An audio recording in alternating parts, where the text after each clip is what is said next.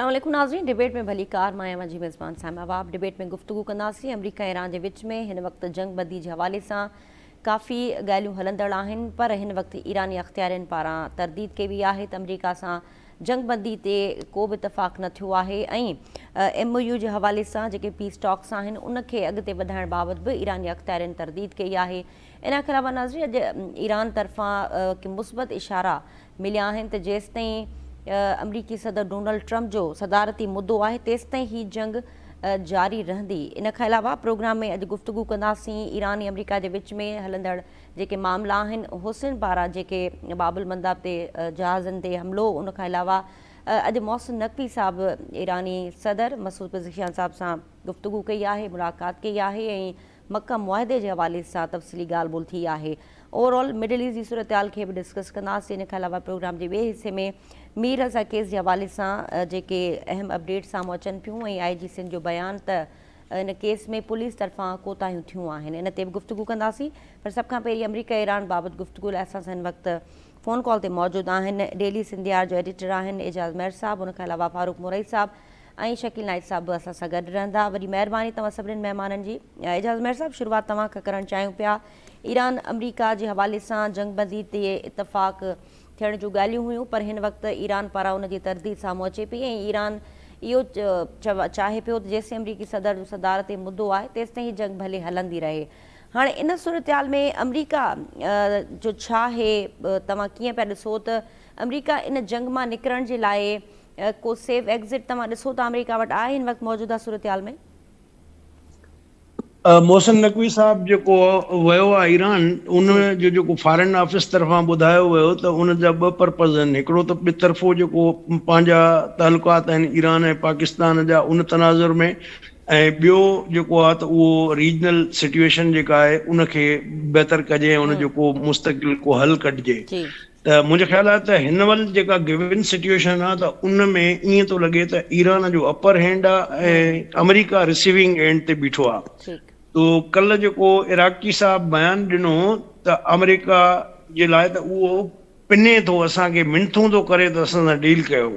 इहे साॻिया वर्ड अॻ में सदर ट्रंप चवंदो हो, पर हाणे जेका ट्रंप जी ॿोली आहे उहा बि अञा ताईं ओड़े क़िस्म जी जारिहाणी आहे ऐं उहो नाकाबंदी क्लेम करे थो त असांजी बदस्तूर क़ाइमु आहे ऐं ईरान जो असां नान नफ़को बंदि कयूं वेठा आहियूं। पर जॾहिं त हक़ीक़त इन जे उबतड़ आहे ऐं दुनिया खे ख़बर आहे त इहो हिकिड़ो फ्री वाटर वे हुयो जेको अमरीका हीअ जंग करे ईरान खे उन जी अथॉरिटी जेको आहे उन ते जेको आहे उहो इस्टेब्लिश कराई आहे। त इहे जेको नुक़सान त डेफिनेटली थींदो ऐं उन में जेको आहे त ट्रंप साहब जेको आहे यकीनन इहो चाहींदो त कंहिं तरीक़े सां फेस सेविंग मिले त असां निकिरूं। ऐं मोहसिन नकवी साहब जो दौरो भी इन सिलसिले जी कड़ी आहे ऐं पाकिस्तान पंहिंजे हिकिड़े ॿितरफ़नि लाॻापनि जे हवाले सां हुजतनि जेको आहे उहो ईरान खे चए थो, पर ईरान जेको आहे उहो पंहिंजी हिकिड़ी डिग्निटी ऐं जेका उन हिकिड़ी शइ गेन कई आहे इन सॼे वार में, त उहा मूंखे नथो लॻे त को ईरान उन तां पोइते हटंदो या अहिड़ी का फेस सेविंग क्रिएट कंदो जंहिंसां अमरीका। हा, अलबत्ता इहो थी सघे थो त ॿिन्ही जे लाइ हिकिड़ी विन विन सिचुएशन पैदा थिए ऐं उन शइ ते जेको आहे त जेको एग्रीमेंट थियल आहे इस्लामाबाद MOU वारो उन ते अमल थिए ऐं अमरीका जेको आहे उहे ईरान जा फंड बि बहाल करे जेके रोकियल आहिनि ऐं प्लस जेको आहे पाबंदियूं ख़तमु करे। इन खां घटि जेको आहे ईरान मूंखे नथो लॻे त को कंहिं ॻाल्हि ते ईंदो या उन जेके तय थियल टर्म्स कंडीशंस आहिनि उन्हनि में फेरफार न करणु ॾींदो। अच्छा मेहर साहब, तव्हां चयो त विन विन सिचुएशन अगरि थिए थी त पोइ में बि ॿई धुरियूं मुतफ़िक़ा तौर ते जंग बंदी ते इतफ़ाक़ बि कंदी आहिनि, जंग खां ॿाहिरि निकिरंदियूं। पर अगरि MOU जी ॻाल्हि कजे त MOU जो जेके 8 पॉइंट्स आहिनि उहे ईरान जे हक़ में आहिनि ऐं हिन वक़्तु तव्हां जीअं पाण इहो ज़िक्र कयो त अमरीका हिन वक़्तु रिसीविंग हैंड्स जी पोज़ीशन में आहे, त पोइ विन विन सिचुएशन अमरीका लाइ केरु क्रिएट कंदो? हिन वक़्तु ताईं त अमरीका मुंझल आहे, हिन जंग में फाथल आहे, आपने हुरमुज़ जो मामिलो हुजे उन ते बि अमरीका जो कंट्रोल न आहे, त पोइ विन विन सिचुएशन कीअं थी सघे थी ऐं केतिरे वक़्त में इहो सॼो मामिलो सॉर्ट आउट थींदो, छो त नवंबर में इलेक्शंस बि आहिनि?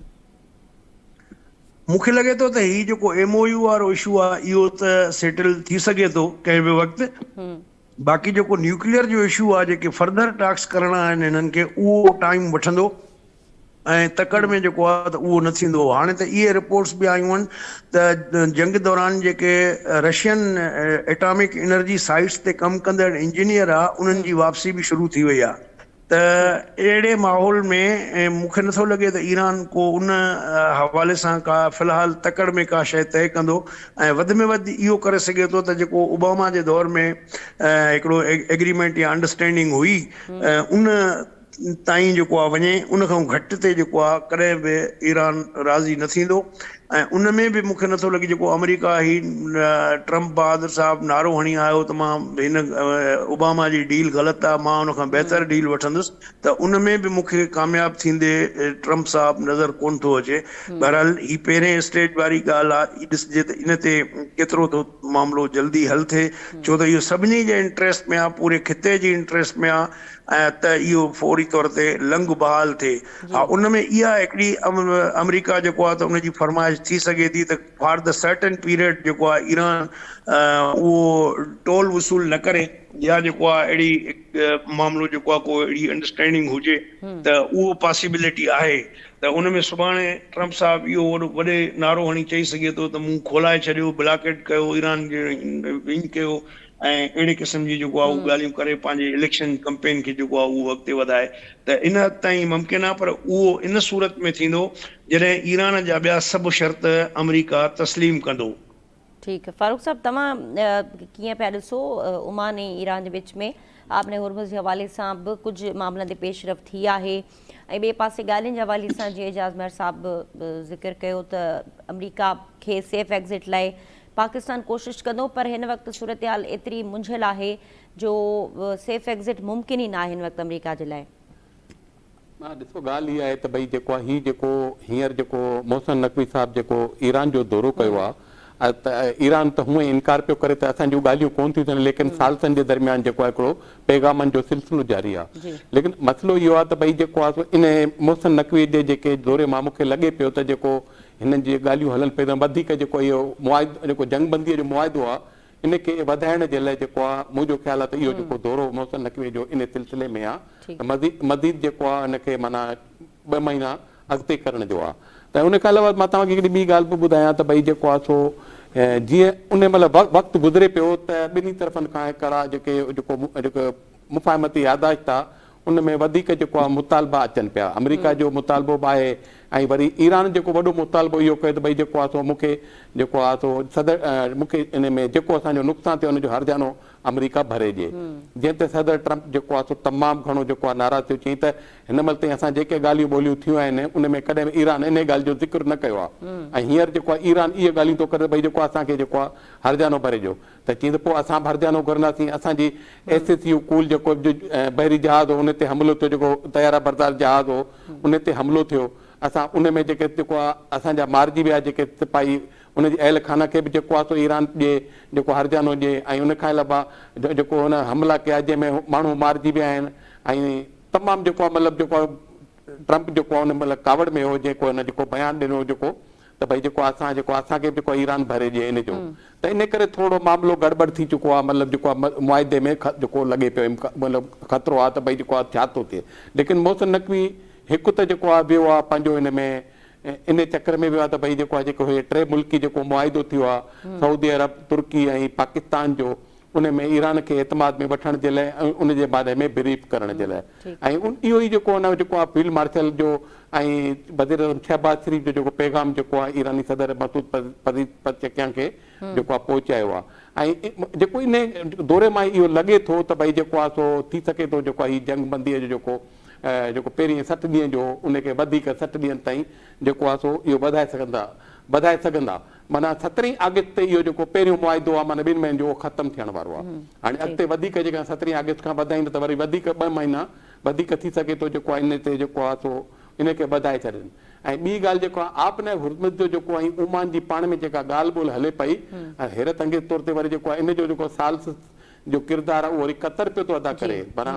जेको ओमान जेको आहे ज़ाहिर आहे उन जा बि तालुकात आहिनि अमेरिका सां, उहो बि जेको उन में शामिलु आहे ग्रुप में, जेके जीअं सऊदी अरब आहे, क़तर आहे ऐं सभु ॿिया जेके मुल्क आहिनि जेका नार मुल्क आहिनि उन्हनि जा ज़ाहिर अमेरिका सां तालुकात आहिनि। त ईरान जेको आहे इहो मुआदो करणु चाहे पियो त उन में जेको आहे उनखे बि जेको आहे कुझु हुआ त भई डपु हिकिड़ो हो त उन में जेको आहे हींअर जेको आहे कतर जेको आहे इहो किरदारु अदा करे पियो साल सॼो, त हुन कतर जो भई इहो चवणु आहे जेको तर्जुमान आहे माजिदुल अंसार, उहो इहो चए थो त भई जेको आहे सो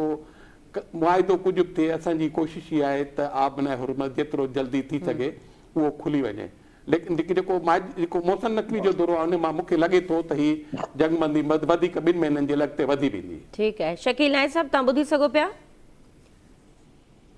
शकील नाइक साहब तव्हां छा ॾिसो पिया सूरत हाल? जीअं फारूक साहब ज़िक्र कयो त जंगबंदी ते इतफ़ाक़ थी वेंदो, तोड़े जो हिन वक़्त ताईं त ईरान तरदीद करे पियो ऐं 60 ॾींहंनि जी जंगबंदी जे हवाले सां कोशिशूं जारी आहिनि। तव्हां छा था सम्झो त जंगबंदी थी वेंदी, इतफ़ाक़ थी वेंदो ऐं पोइ मामला MOU जी तरफ़ ॿीहर वापसि ईंदा? ॾिसो, जेका अमेरिका सियाणप करे पियो ऐं ॾहाप ॾेखारे पियो उहा संदसि ॻिची में पई पवे। अमेरिका हिन जंगबंदी में जेका जंगबंदी थी आहे 60 ॾींहंनि जी जंग खां पोइ, 40 ॾींहंनि जी जंग खां पोइ, हू इसराइल खे हिकु दफ़ो ॿीहर जंगी तयारियूं करण ते मसरूफ़ करे छॾियो आहे। पर केसी इहा ख़बर न आहे शायदि त जेतिरी इसराइल तयारी करे पियो ईरान उन खां वधीक कई आहे। ऐं हाणे इहे ॻाल्हियूं बि साम्हूं अची वियूं आहिनि त उत्तर कोरिया हुजे या चीन हुजे या रूस हुजे, उन्हनि हर तरह जी जेका सपोर्ट आहे, टेक्निकल सपोर्ट चओ, सैटेलाइट सपोर्ट चओ, ॿियूं जेका आहे उहो जंगी तयारियुनि जे हवाले सां उहा उनखे सपोर्ट ईरान खे ॾींदा रहिया आहिनि। सदर ट्रंप लाइ हाणे सवाइ ठाह करण जे, सवाइ इन जंगबंदी जे खेसि ॿियो को बि रस्तो कोन्हे। उन सभु ऑप्शन आज़माए ॾिठा आहिनि। यूरोपीय यूनियन खे धमकियूं बि ॾेई ॾेखारियूं, अरब मुल्कनि खे जेको आहे इन जंग में उकसाइण जो ऑप्शन बि इस्तेमालु करे ॾिठो। सॼी उनजी कोशिशि जो सिर्फ़ु हिकिड़ो नतीजो निकितो त यूक्रेन चाहींदे या न चाहींदे, छाकाणि त यूक्रेन जो जेको सदर आहे उहो ज़ेलेंस्की, उहो ख़ुदि हिकु यहूदी आहे ऐं हुन जा इसराइल सां या अमेरिकन सां तालुक आहिनि। तव्हां ॾिठो त साल अॻु में कीअं उन सां व्हाइट हाउस में घुराए उनखे दाबो ॾिनो वियो, उनजी इंसल्ट कई वई। त उन सिर्फ़ु ईरान हमलो कयो। कंहिं बि जेको आहे यूरोप जो मुल्क आहे, ओलह जो मुल्क आहे, या इवन के नार जेको अरब मुल्क आहे त खुली करे इन जंग में न आयो। जेका इसराइल ऐं अमेरिका जी कोशिशि हाणे उन्हनि जे लाइ सिर्फ़ु हिकिड़ो ई रस्तो आहे, तूं इन जंग में इन जो ख़ात्मो आणनि ऐं इतिहाद लाइ मुआहिदे लाइ अचनि। ऐं पाकिस्तान जी शुरू खां ई आख़िरी वारी कोशिशि रही आहे ऐं उनखे तोड़े जो हाणे टिनि मुल्कनि जो इतिहाद थियो आहे। तॾहिं बि इहो कर ईरान जे ख़िलाफ़ त न आहे, पर इन सॼी सूरत हाल मां हिकिड़ी शइ वाज़े थी आहे त सदर ट्रंप जे साम्हूं हक़ीक़त वाज़े थी आहे त हिन जंग मां खेसि कुझु न मिलंदो। इसराइल जी जेका दिफ़ाई ताक़त आहे उहा कमज़ोर थी आहे ऐं हाणे सदर ट्रंप इहे जेके बि रस्ता अख़्तियार करे थो, टिकसाट करे थो, चालाकियूं ॾेखारे थो, सभु ॻिची में पयूं आहिनि। उन जे आॾो ठाह खां अलावा ॿियो को बि ऑप्शन मौजूदु न आहे। ठीकु आहे, एजाज़ मेहर साहब, मक्का मुआहिदे जे हवाले सां गुफ़्तगू अगरि कयूं त तव्हां छा था सम्झो त हिन वक़्तु मक्का मुआहिदे जे हवाले सां जेको रीजनल इशूज़ आहिनि हिन वक़्तु, ऐं इहे बि स्पेकुलेशन्स आहिनि त कंहिं स्टेज ते अची करे ईरान बि इन जो हिसो थींदो ऐं मिस्र बि इन जो हिसो थींदो, त तव्हां मक्का मुआहिदे जे हवाले सां कीअं पिया ॾिसो? हिकु मुल्क जिते हमिलो ॿियनि मुल्कनि ते हमिलो तसवुरु कयो वेंदो, तव्हांखे लॻे थो त अहिड़ी का सिचुएशन आहे ऐं तोड़े जो हुसैन जो हिन वक़्त ताईं मामिलो हलंदड़ आहे सऊदी अरब सां, उन जे बावजूदि बि उन में तव्हांखे लॻे थो त को मुल्क ईअं किरदारु अदा करे पियो ऐं उन मसइले खे हल करण जे लाइ? त ओवरऑल मक्का मुआहिदे जे हवाले सां तव्हांजी इनसाइट छा आहे ऐं उन में ख़ासि तौर ते पाकिस्तान जो रोल कीअं पिया ॾिसो? ॾिसो, ॻाल्हि इहा आहे त इन एग्रीमेंट जा तफ़सील अञा ताईं साम्हूं न आया आहिनि। पर ऑस्ट्रेलिया जी हिकिड़ी यूनिवर्सिटी जे जेको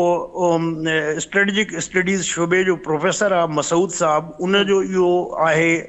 चवणु त हिन एग्रीमेंट में एटम बम जे इस्तेमाल जो को ताल्लुक़ कोन्हे को, उहो इंडिया स्पेसिफिक यूज़ उन जो थी सघे थो। बाक़ी जेको कन्वेंशनल वेपनरी आहे उन सां जेको आहे ही टई मुल्क हिक ॿिए जो ताउन कंदा ऐं बिल्कुलु अॻिते हलाईंदा।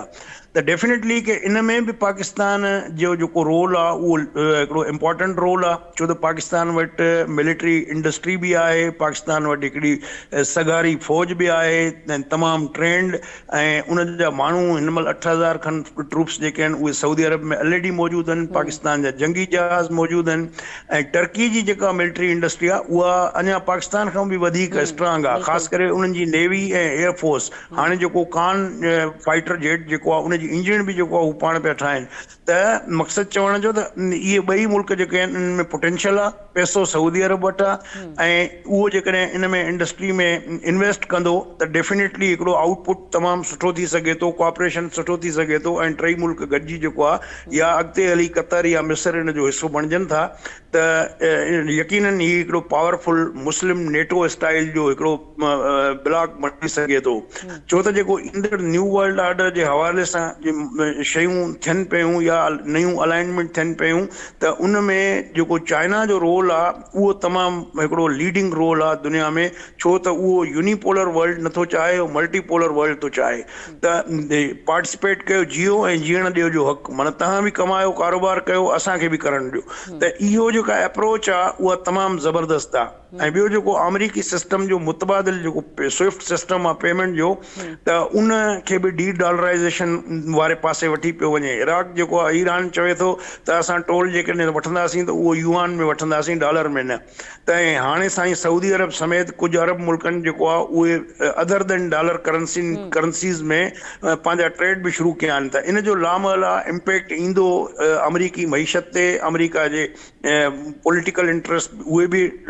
अफेक्ट थींदा, त हिन सॼे मामले में ईरान जेको आहे उहो विन विन सिचुएशन में आहे, ऐं फ्यूचर जो जेको गेम ठहंदी त उन में बि ईरान जो हिकिड़ो हिन रीजन मां हिकिड़ो लीडिंग रोल हूंदो, ऐं ज़ाहिर आहे त उन जे करे ई जेको आहे वरी ही कनि था। हाणे इहो ईरान जो जेको मोहसिन रज़ाई साहबु आहे उन पहिरियों जेको स्टेटमेंट ॾिनो त सऊदी अरब जो दिफ़ा कंहिं मुआदे में न आहे यकीन, पर अॻु में जेको आहे हुन चयो त केतिरनि ॾहाकनि खां अमरीका हुनखे गारंटी ॾींदो रहियो, हथियार ॾींदो रहियो, पर उन जे बावजूद बि हिकिड़ा प्रैक्सिस बि उन ते हमिलो कंदा रहिया आहिनि, ऐं उन्हनि खे रोकण में हू नाकाम वियो आहे, त सऊदी अरब खे ओवरऑल पॉलिसी चेंज करणी पवंदी आहे। ॿी हिकिड़ी इंटरनेशनल सर्कल्स में इहा बि तनक़ीद थिए पई त हीउ जेको आहे सुन्नी मुस्लमान इतिहाद जेके आहिनि इहो ठहियो आहे, त जेकॾहिं सुभाणे ईरान हिन में शामिलु थिए थो उहो त सोने ते सुहाॻा आहे, पर हीउ त सॼो जेको मामिलो आहे त इन जो जेको फ्यूचर आहे उहो बिल्कुलु ब्राइट आहे, ऐं इन रीजन में ईरान जो नो डाउट के हिकिड़ो लीडिंग रोल हूंदो, ऐं चाइना ओवरऑल लीड कंदो, रशिया इहे सभु गॾु हूंदा, त अमरीका जो रोल जेको आहे उहो डिक्लाइन थींदो, ऐं ही नवां जेके इतिहादी आहिनि उहे जेको आहे अॻिते ईंदा। अच्छा, मक्का मुआहदे जे हवाले सां अमरीका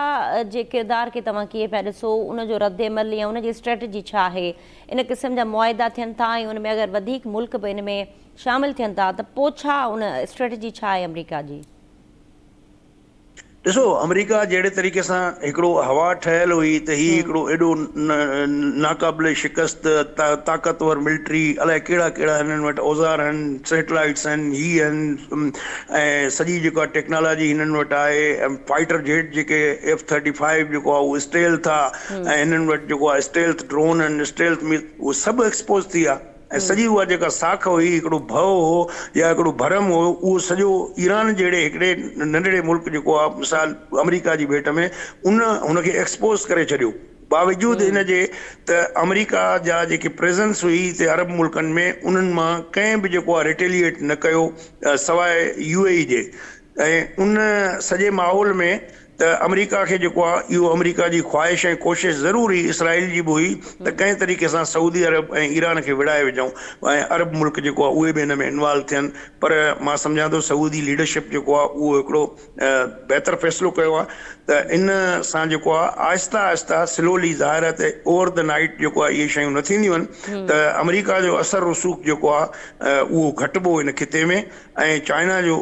रशिया जो जेको आहे उहो वधंदो अल्टीमेटली। ठीकु आहे फारूक साहब, तव्हां हिन में छा ऐड करणु चाहींदा? जीअं मेयर साहब गुफ़्तगू कई त मक्का मुआहदे जे हवाले सां ॿिया मुल्क बि उनजो हिसो थियण वञनि पिया, ऐं ख़िते जे अंदरि जेका अमरीकी बालादस्ती आहे उनखे उनजे ख़ात्मे जी शुरूआत थी चुकी आहे हाणे। ॾिसो UAE खे हटाए बाक़ी जेके बि नार मुल्क आहिनि न उहो मां तव्हांखे ॿुधायां त इन में शामिल थींदा ऐं थी सघे थो ईरान बि थिए लेकिन ईरान जी जेका बहादुरी आहे जेको अमेरिका जी शिकस्त आहे इन तव्हां अंदाज़ो नथा लॻाए सघो त इन में केॾो वॾो जेको आहे सो फ़ाइदो पियो आहे जेको आहे मुस्लिम कंट्रीज़ खे उहो अहिड़े नमूने त तव्हां हीअ ॾिसो न जॾहिं बि हिनजो इसराइल जो दिलि चवंदो अथई हमिलो कयो अथई लिबनान ते फलाणी जॻह ते लेकिन हीउ जेको मुआइदो थियो आहे हिन में अमेरिका खे हिकिड़ो नुक़सानु इहो थियो आहे त हुनजी जेका उहो भरम हो न जेका त भई मां अलाए छा आहियां त हुन पंहिंजा अॾा क़ाइमु कया उते पंहिंजा सम्झो न हुन खां ॾनु वठंदो हो न त भई जेको आहे असां हिते तव्हांजी हिफ़ाज़त पिया था कयूं असांखे सभिनी जेको आहे नार मुल्कनि खे लेकिन उहो सॼो उहो ख़तमु थी वियो हिकु त इहो अमेरिका खे नुक़सानु पियो ऐं सभिनी खां वॾी ॻाल्हि इहा त हिकु नवां ब्लाक वजूद में अचनि पिया हिननि जे ख़िलाफ़ु जेको आहे इसराइल जे ख़िलाफ़ु अमेरिका जे ख़िलाफ़ु इहो अंदरूनी तौरु ॾिठो वञे त अमेरिका जे ख़िलाफ़ु त कोन्हे लेकिन अॻिते हली थी सघे थो जेको हुन इसराइल खे मुक़ररु कयो नार मुल्कनि जे मथां त भई जेको आहे इहो सिपाही आहे ऐं को बि गड़बड़ करे त हमलो जेको आहे इसराइल करे हाणे इहो मुमकिन न आहे छो जो जेको हींअर पाकिस्तान तुर्की ऐं जेको हिन जो सऊदी अरब जो मुआइदो आहे इन में ॿिया बि शामिल थींदा उन खां पोइ थी सघे थो भई हू त अहिड़ा मुल्क आहिनि लबनान शाम थियो हुननि जो ओई वाई कोन्हे को वीचारा जो न को हुननि वटि फ़ौज रही आहे अहिड़ो हुनखे हमला करे हुनखे तबाह करे छॾियो अथनि लेकिन हिननि मुल्कनि ते हू इसराइल हाणे हमलो नथो करे सघे इसराइल जा तालुकात हालांकि नेटो जो हू मेंबर बि आहे तुर्की तालुकात ख़राब हलनि पिया लेकिन हाणे इसराइल सोचींदो 50 दफ़ा 100 दफ़ा सोचींदो त हमलो करण खां पहिरीं अवल त उहो कंदो न लेकिन जेको आहे हींअर जेको आहे इन ईरान जी बहादुरीअ जे करे जेको तव्हां ॾिठो त जेको आहे सो मुस्लिम कंट्रीज़ खे तमामु घणो फ़ाइदो पियो आहे ठीकु आहे शकील नाइक साहब तव्हां मक्का मुआहिदे जे हवाले सां ॿिन्हिनि महिमाननि जी गुफ़्तगू ॿुधो पिया तव्हां छा हिन में ऐड करणु चाहींदा तव्हांखे छा थो लॻे त ईरान इन जो हिसो थींदो ऐं अगरि थींदो त कहिड़ी स्टेज ते ईरान इन मुआहिदे जो हिसो थी सघे थो ॾिसो जेसि ताईं हिन मुआहिदे जो तालुक आहे ही इब्तिदाई मुआहिदो आहे छाकाणि त इसराइल जी जेका वधंदड़ असर आहे या जेके अमेरिका जा उते अॾा आहिनि इन सॼी सूरत हाल खे ॾिसी सऊदी अरब इन मुआहिदे ते अॻुभराई कई ऐं उनजी मेज़बानी कई इहो फ़िलहालु चवणु ॾाढो मुश्किल थींदो त ईरान इन में शामिल थींदो या न थींदो पर इन मुआहिदे जो इहो ज़रूरु आहे त हिन ख़िते में हाणे जेके ॿिया मुल्क हरू अमेरिका जे चवण ते ईरान सां उरा ज़राई न कंदा ऐं न ई इसराइल खे का इन होद जी जेका आहे उहा हाणे का ज़रूरत हूंदी ख़ासि करे इसराइल जो जेको अॻियो निशानो आहे न उहो आहे तुर्की छाकाणि त इसराइल तुर्क जा जेके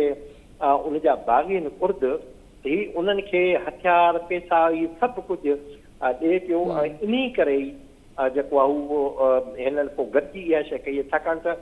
सऊदी अरब सां पाकिस्तान जो अॻु में बि मुआहिदो थियलु हाणे अञा इहो त ऑफिशियल थी वियो ऐं इहा वॾी कोशिशि इसराइल जी त कंहिं बि रीति सऊदी अरब खे या ॿियनि मुल्कनि खे इन जंग में शामिल करे ईरान जे मुक़ाबले में आणिजे पर ही तुर्किया पाकिस्तान ऐं सऊदी अरब बि इहो कलमंदी जो मुज़ाहिरो कंदे ॾाढो बहितर फ़ैसिलो कयो इन सां हिन ख़िते में न सिर्फ़ु जेके अमरीकी अॾा आहिनि उन्हनि जो ख़ात्मो थींदो बल्कि हिन में सुठी शइ जेके डेवलपमेंट थींदी उहा थींदी त अॻिते जेके ईरान समेत इन नार जे मुल्कनि जे जेके सफ़ारती लाॻापा आहिनि या वापारी लाॻापा उहो मज़बूत थींदा जी ठीकु आहे एजाज़ मेहर साहब वरी महिरबानी तव्हां वक़्तु ॾिनो ऐं तफ़सीली गुफ़्तगू कई नाज़रीन हिते प्रोग्राम में मुख़्तसिर ब्रेक वठंदासीं ब्रेक खां पोइ मीर रज़ा क़त्ल केस जे हवाले सां गुफ़्तगू कंदासीं असां सां गॾु रहिजो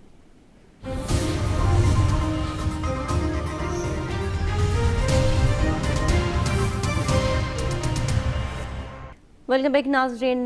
डिबेट जे हिन हिसे में गुफ़्तगू कंदासीं मीर रज़ा क़त्ल केस जे हवाले सां अॼु IG सिंध पारां अहम बयान साम्हूं आयो आहे संदसि चवणु आहे त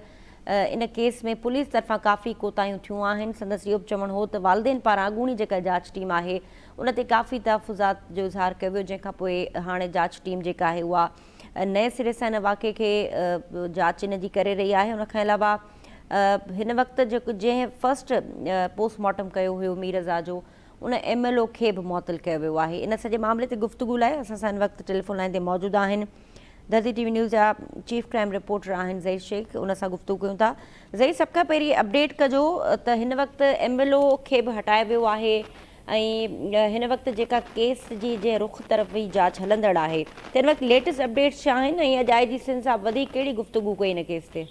जी ॾिसो इहो वाक़ियो मीर रज़ा जो 28 जुलाई खां शुरू थो थिए जॾहिं पीउ सचेस मां हू लापता थो थिए 3 तारीख़ ते हुनजी लाश मिले थी पहिरियों मॉर्टम थिए थो हुन में जंहिं फ्राई रोट लॻे पियो ॿुधायो वियो त हू ख़ुदकुशी कई हिन खां पोइ कुझु तफ़्ज़ आहे डॉक्टर समिया जेकी पुलिस सर्जन आहे हुनजी तरफ़ां जेको आहे लॻाया विया 14 नकात हुया जंहिंमें ॼाणायो वियो त हुननि जी सवालात जे मथां जेको आहे ई पोस्टमार्टम सिग्नल थियो आहे जंहिंजे मथां एहतजाज शुरू थी वियो हुन खां पोइ सभु कुझु थियो मां त हीअं ॿुधायां त हिन टाइम ते जेको आहे हिकु नई टीम जेको आहे जोड़ी वई आहे इन्वेस्टिगेशन जे लाइ जंहिंजी तादाद मां तव्हांखे अॼु ॿुधायां अॼोकी अपडेट ॿिनि ॼणनि खे वधीक उन में तादाद में वधायो आहे पहिरियां 5 इन्वेस्टिगेशन टीम में जेको आहे माण्हू हुया टोटल अफ़सरान हुया जंहिंमां 5 खे वधाए करे 2 अफ़सर ॿिया जेको अॼोके ॾींहं में वधाया विया जंहिंजे तरफ़ां ऑफिशियली आई जी तरफ़ां हुन नोटिफिकेशन जारी कयो आहे इन सां गॾु गॾु आई जी सिंध हिकु बयानु ॾिनो हुन में चयो त पुलिस जी कोताही हुई जंहिंमें कोताही जहिड़े टाइम हुननि जी लाश मिली मीर रज़ा जी उन टाइम ते क्राइम सीन जी टीम प्रॉपर उते न पहुती उनजी जेके एविडेंस हुनखे कलेक्ट न कयो वियो पोस्टमार्टम में जेको डॉक्टर हो जंहिं पोस्टमार्टम कयो उनखे हटाए करे उन्हनि जे ख़िलाफ़ बि जेको आहे इंक्वायरी जो जेको आगाज़ कयो वियो आहे त हुननि इहा रिपोर्ट कहिड़े हिसाब सां ठाही उन्हनि एॾी वॾी कोताही कीअं कई उनजे ख़िलाफ़ बि जेको आहे इहे हिकु कोताही जी जेको आहे इंक्वायरी शुरू थी आहे हिन सां गॾु गॾु हाणे हिकु जेको आहे हिकु नई टीम जुड़ी वई आहे उन नई टीम में जेको आहे जेको टीम आहे उन कल्ह जेको आहे वाक़िए वारी जॻह ते जेको आहे प्रॉपर विज़िट कयो उन विज़िट में जेको आहे पुराणे जेकी हुनजे वालिद हुनजी वालदा हुनजी भेण जेको आहे उन्हनि जा बयान कलमबंद कया विया उन सां गॾु जीअं उते माली जीअं उनजी लाश जेकी इंफॉर्मेशन ॾिनी ॿुधायो त जेका लाश पई आहे उनजो बयानु रिकॉर्ड कयो वियो इन सां गॾु गॾु उते मौजूदु जेकी CCTV फुटेज जेकी मस्जिद में लॻल आहे उनजा जेको उन फुटेजिस खे वराती नई टीम जेको आहे शुरू खां वठी तमामु जेके बि एविडेंस उनखे मिलिया आहिनि जंहिंमें डिजिटल एविडेंस आहिनि उनजी ट्रांज़ेक्शन्स उनजी मोबाइल इन जूं ॿियूं शयूं उन सां गॾु गॾु हिकिड़ी शइ तव्हांखे मां बि ॿुधायां त हिकु इंक्वायरी जेको आहे ऑफिसर जेको आहे NCCI खे बि जेको आहे हिकु लेटर लिखियो हुन में पुछा कयो वियो त छा 28 जुलाई खां पहिरां मीर रज़ा जे ख़िलाफ़ कोई कंहिं बि क़िस्म जी सोशल जेको आहे कंप्लेन थी या न थी जंहिंजे मथां NCCI national cyber crime investigation agency जेको आहे क्लियर कयो त न हुननि वटि मीर रज़ा जे हवाले सां कोई बि ऑफिशियली कंप्लेन न थी इन सां गॾु गॾु जेको आहे हिकु ड्राइवर जेको जीअं मीर रज़ा सां गॾु ड्राइव कई ऐं जेको राइट में जेको आहे इन जॻह ते आयो उनजो बयानु बि कलमत कयो वियो उन खां पुछा कई हुई त उन्हनि अची करे हुन मीडिया ते ॿुधायो त जहिड़े टाइम मीर रज़ा आयो त उहो मुसलसल फ़ोन ते कंहिंसां राब्ते में रहण खां पोइ जेको आहे हुन ॾिन जेको आहे तमामु ख़ुशी जो इज़हार कयो हुनखे चयो त गाना हलाए ऐं बज़ारि ईअं लॻे पियो त हू तमामु ख़ुशि आहे हू इहो बि ॿुधाए पियो त हू घिटिन में जेकी घिटिन खां हुनखे पहुचणो हुयो उनजा रस्ता बि हू हुनखे गाइड कंदो रहे पियो उहो जंहिं करे मैप ते हले पियो त हू हुनखे आसानी जे लाइ ॿुधाए पियो त हिते न हिते था हलूं हुन इहो बि बयानु रिकॉर्ड करायो आहे त मुंहिंजो राइट में तक़रीबन 600 थिया त मीर रज़ा मूंखे खीसे मां 1000 कढी ॾिनो चए त बाक़ी पैसा बि तूं रख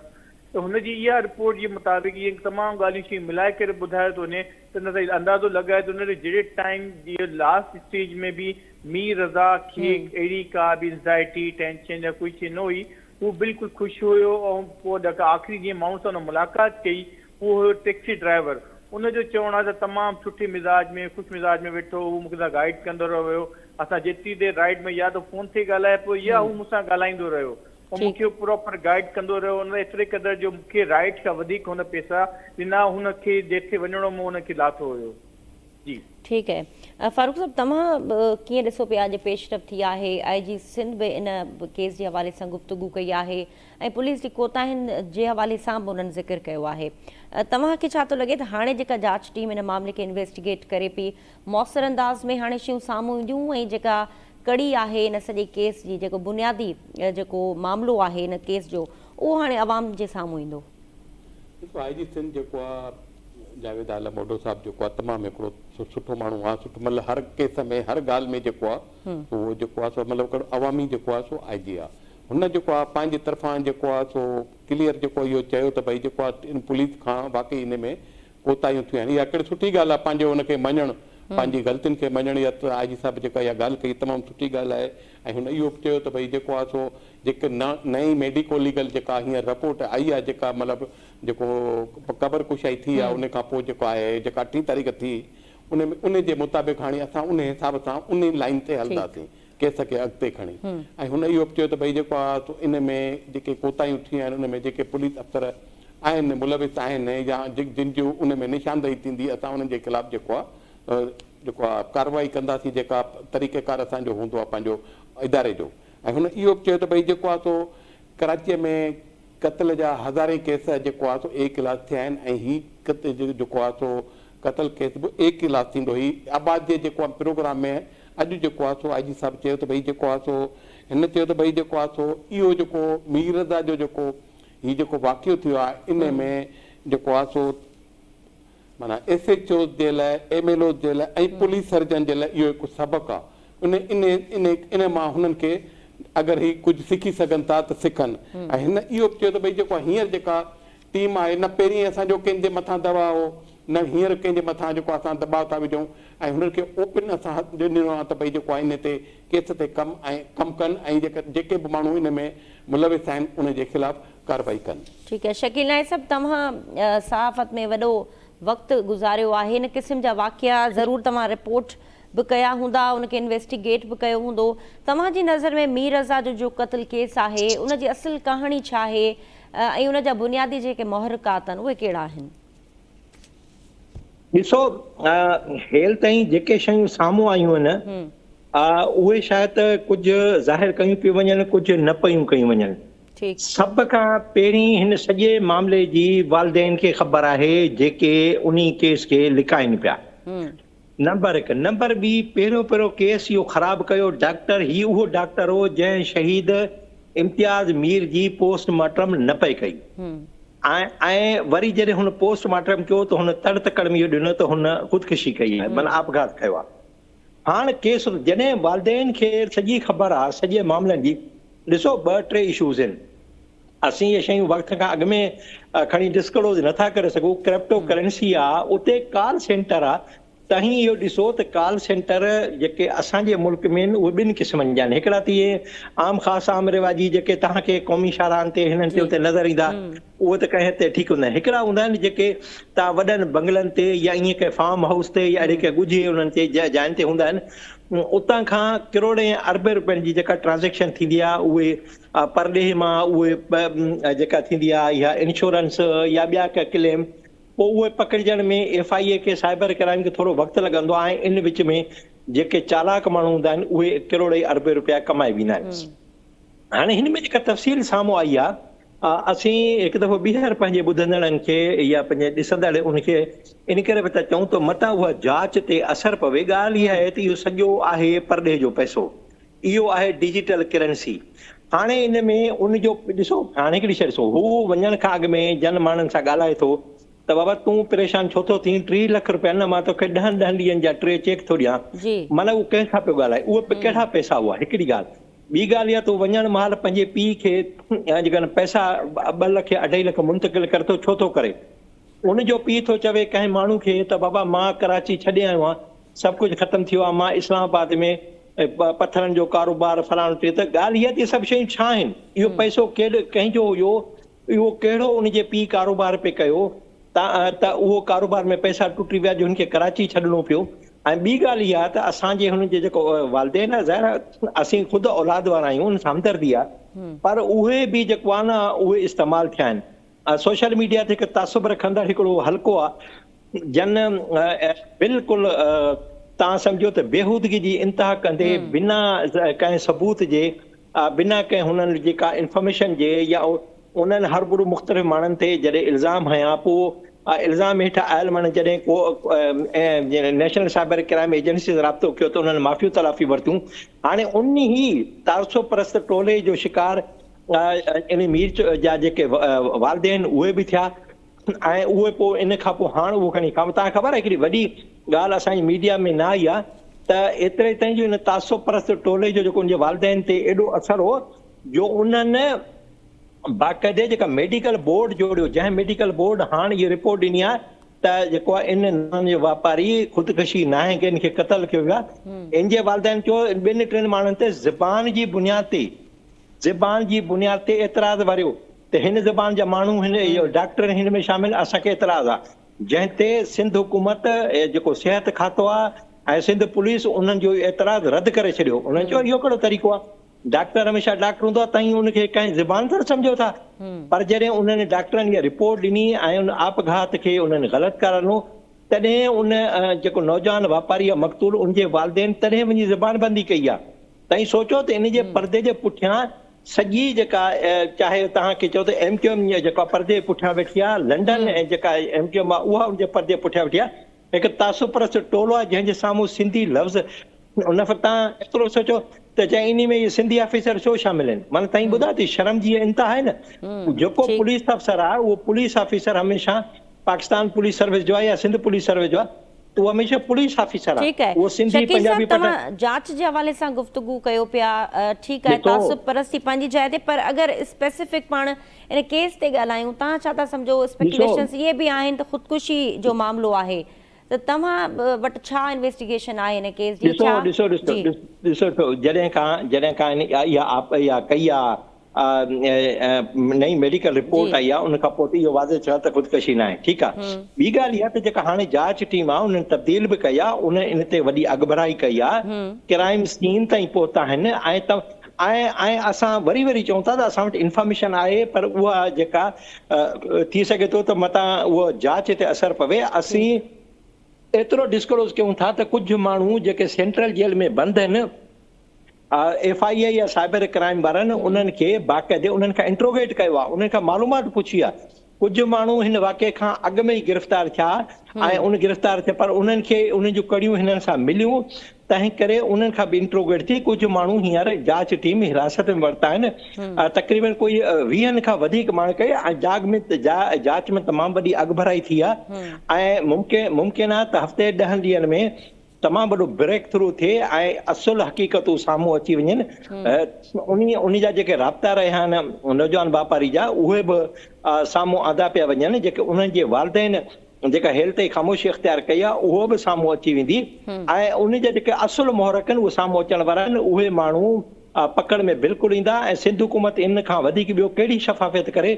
जो सिंध हुकूमत हाणे अदालती जांच लाइ बि राज़ी थी वई आहे त जीअं सुभाणे ख़ुदा न ख़ास्ता इहो न चवनि त हिन ते का सिंध हुकूमत लापरवाही कई आहे या गफ़लत कई आहे। सिंध हुकूमत जा वफ़द उनजे नौजवान वापारी जे जेको आहे घर विया, उनजे वालिदैन सां मिलिया, इहे सभु थियो, पर जांच में तमामु वॾी अॻभराई ठही आहे ऐं जेको तासुपरस्त टोलो हिन जांच जो रुख हिकु तरफ़ करणु पियो चाहे, उन्हनि जी उहा कोशिशि नाकाम वई आहे ऐं जांच में तमामु वॾा सबूत, तमामु वॾियूं शयूं साम्हूं ईंदियूं ऐं उन जा जेके साथी आहिनि उहे बि साम्हूं अची वेंदा ऐं जन जे करे हुन इहो आपघात जन जे करे ही उते पिस्टल खणी उते पहुतो ऐं हू मौत जो शिकार थियो, जन हुनखे बेरहमी सां मारियो या उनजो चहिरो चिचरे छॾियो। इहे सभु शयूं ॾिसो न, को बि माण्हू कंहिंखे क़तल करे थो, मिसाल आहे हिकिड़ो क़तल करे थो त ठीकु आहे, तव्हां रिवाजी तरीक़े सां गोली हणी मारे छॾियो, पर जॾहिं हुन मारियो त उनजो मतिलबु आहे त हुननि जो कातिलनि जो इन मक़तूल सां अहिड़ो को रंजिश हुई, अहिड़ी का डिघी का वड़ी जंहिंजे करे हुननि दुश्मनी, त उहा इहो जंहिंजी उन दुश्मनी कढण उनजी लाश जी वेहरूं सभु शयूं ईंदियूं, पर इहे शयूं ईंदियूं त उनजा जेका वालिदेन या जेको तासुपरस्त टोलो चयो त इहे सभु शयूं साम्हूं न ईंदियूं। ठीकु आहे, ज़हीर शेख, तव्हां हिन हवाले सां ॿुधाइजो त मुख़्तलिफ़ रुखनि खां जांच हिन वक़्तु थी बि रही आहे, नवां कहिड़ा रुख अख़्तियार कया विया आहिनि हिन जांच जे हवाले सां, जेके पोइ जेका जांच टीम आहे उनखे एड्रेस न कयो, त असांजे नाज़रीन खे बि अपडेट कजो त कहिड़नि नवनि रुखनि खां पुलिस हिन वक़्तु हिन मामले खे इन्वेस्टिगेट करे पई। जो ॾिसो, मां तव्हांखे ॿुधायां त हिन टाइम जियो फेंसिंग जी जेकी रिपोर्ट आहे उहो इब्तिदाई तौर ते अचणु शुरू थी वई आहे। जियो फेंसिंग जेको आहे उन जिते इहा लाश मिली उन जे 500 मीटर ताईं जेतिरा बि माण्हू उन टाइम जे दौरान जेतिरे बि माण्हू मोबाइल यूज़ कयो, उन में हिकु जियो फेंसिंग जी रिपोर्ट में टाइम लॻी वेंदो आहे। इन जो टाइमिंग कोई फिक्स न हूंदो आहे, 10 ॾींहं 15 ॾींहं 20 लॻी वेंदा आहिनि, पर हिन में शॉर्ट लिस्टिंग थियणु शुरू थींदी आहे। मां तव्हांखे बाज़ राय सां ॿुधायां थो त गारंटी सां त लिस्टेड अचणु शुरू थी आहे। पुराणी इन्वेस्टिगेशन जेकी टीम हुई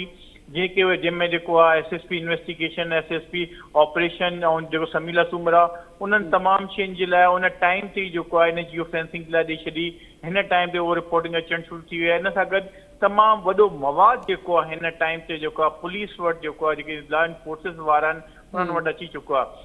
मां तव्हांखे ॿुधायां जो मोबाइल जो जेको फ्रांसिंग का जेको चवनि था डेटा डिलीट कयो आहे उनखे रिकवर करण जी बि प्रॉपर डेटा जो अची वई आहे कुझु शयुनि ज़राए जो इहो बि चवणो आहे त उन मां बि काफ़ी शयूं जेको आहे रिकवर कयूं हुयूं हिन टाइम ते जेको उनजी डिजिटल वॉच हुई डिजिटल जेके शवाइद आहिनि डिजिटल वॉच जेके उन्हनि खे पातल हुई उन्हनि जे मां बि काफ़ी शयूं उन्हनि खे रिकवर थी हिन महिल ताईं जेको मां तव्हांखे ॿुधायां त उन त 20 खां वधीक माण्हुनि खे जेको आहे हिरासत में बि वरितो वियो ऐं जनरली घुराए करे उन खां बयान कलमबंद कया विया आहिनि हिन टाइम ते 5 रुकनी जी जॻह ते 7 रुकनी हिन टीम जेको आहे हिते इंक्वायरी करे मां तव्हांखे इहो बि ॿुधायां त सिंध हुकूमत जेको आहे इन्हनि खे जुडिशनली इंक्वायरी जे लाइ बि थियो आहे अगरि तव्हां जुडिशनल इंक्वायरी सां मुतमइन थियो था अगरि तव्हां सम्झो था पुलिस में अगरि मुतमइन न आहियो त असां तव्हांखे जुडिशनल इंक्वायरी बि ॾेई सघूं था तव्हां अगरि ऑफर कयो पर हिन टाइम ते जेकी नई पुलिस जी जेकी टीम ठही आहे इन्वेस्टिगेशन टीम उनजे मथां एतमाद जो इज़हार ज़ाहिर कयो आहे हिन महिल टाइम टीम जेके तमामु जेके इन सां गॾु जेके मुंसलिक तमामु इन जा पार्टनर्स हुया जेके इहे बिज़नेस सां मुंसलिक हुयो उन्हनि जा बयानात वरिता विया आहिनि इन जे फैमिली मेंबर्स जा बयानात वरिता विया आहिनि इन जो जेको CDR जेको रिकॉर्ड हो जिन सां मुख़्तलिफ़ करेक्शन थी उन जो बयान रिकॉर्ड वरितो वियो आहे इन सां गॾु जेके मंगेतर हुई उन जो जेको बयान जेको छा जेके लास्ट कॉल जेको उन बयान रिकॉर्ड कयो वियो आहे इन सां गॾु नई टीम जीअं माण्हू खां हिन लास्ट में कुझु अमाउंट घुरियो हुयो इहो जेको आहे इहो उहो रिकॉर्ड उन कयो आहे मां तव्हांखे ॿी शइ क्लियर कंदो हलां त ॿुधाए इहो थो वञे त जे टाइम इहो मर्डर थियो आहे उन टाइम ते हुन पंहिंजे वालिद खे पैसा जेको आहे ट्रांसफर कया पर हिन शइ जी तस्दीक थी चुकी आहे त उहे पैसा जेके ट्रांसफर थिया उहे लखनि रुपया न हुया सिर्फ़ु 35,000 रुपए जी ट्रांज़ेक्शन हुई ऐं इहो ॿुधायो थो वञे त उहे 35,000 रुपया हुन घर में जॾहिं हू वेठो हुयो हुन में घर में वेही करे हुन पंहिंजे वालिद खे उहे 35,000 रुपया ट्रांसफर कया हुया त हिन टाइम ते जेको आहे जेकी टीम आहे उहा टीम नए सिरे खां शुरू कयो आहे पर उन सां गॾु जेको पुराणी टीम हुई जंहिंमें साबिक़ा SHO गुलिस्तान जोहर उनखे बि घुरायो वियो आहे उन खां बि बयान वरितो वियो आहे जेके SSP समीला सूमरो उन खां रिकॉर्ड वरितो वियो आहे इन सां गॾु SSP Usman सदोई investigation SSP east जेको आहे ज़ुबैर नज़ीर शेख आहे इन्हनि खे घुराए करे उन्हनि खां तमामु तफ़सीली रिपोर्ट वरिती वयूं आहिनि हिन टाइम ते अगरि असां ॾिठो वञे त 7 रुकनी जेको आहे इहे टीम कमु करे रही आहे पर इन जे पोइतां अलाए केतिरियूं टीमूं बि हिन सां गॾु कोऑर्डिनेशन में आहिनि बिल्कुलु फारूक साहब तव्हां मुख़्तसर आख़िर में कुझु ऐड करणु चाहींदा हिन में बसि मां त इहो ई चई सघां थो त ताहाल जेको आहे बहरहाल हींअर हिकिड़ो चीज़ क्लियर थी वियो आहे त हीउ जेको मामिलो जेको आहे क़तल जो आहे लेकिन वरी क़तल जो हूंदे बि पुरअसरार आहे हिन महिल ताईं पुलिस साफ़ ज़ाहिर आहे अंधेरे में आहे हुननि खे को बि जेको आहे इन में कलियूं कोन मिलियो आहे हींअर तहक़ीक़ात जारी आहे ऐं मां तव्हांखे हिकिड़ी ॿी ॻाल्हि ॿुधायां त भई जेको आहे सो इहो हिकिड़ो अंधो केस आहे थी सघे थो जेको आहे सो इनखे जेको आहे अॻिते हली जेको आहे तहक़ीक़ाती टीम जेको आहे या जेको आहे तफ़्तीशी टीम जेका नई आहे इन्वेस्टिगेशन टीम आहे उहा इनखे खोले इन केस खे ऐं जेको आहे इनखे जेको आहे सो साबित करे या मुल्ज़मनि ताईं पहुचे इहा जेको आहे सो मुमकिन आहे त जेको आहे सो पुलिस जे मथां दबाव आहे ऐं मूंखे उमेदु आहे त भई जेको आहे इन जो को न को हल निकिरंदो ठीकु आहे तव्हां टिनी महिमाननि जी वरी महिरबानी तव्हां वक़्तु ॾिनो नाज़रीन डिबेट में गुफ़्तगू तव्हां ॿुधी फ़िलहालु एतिरो ई ॾींदा इजाज़त अल्लाह हाफ़िज़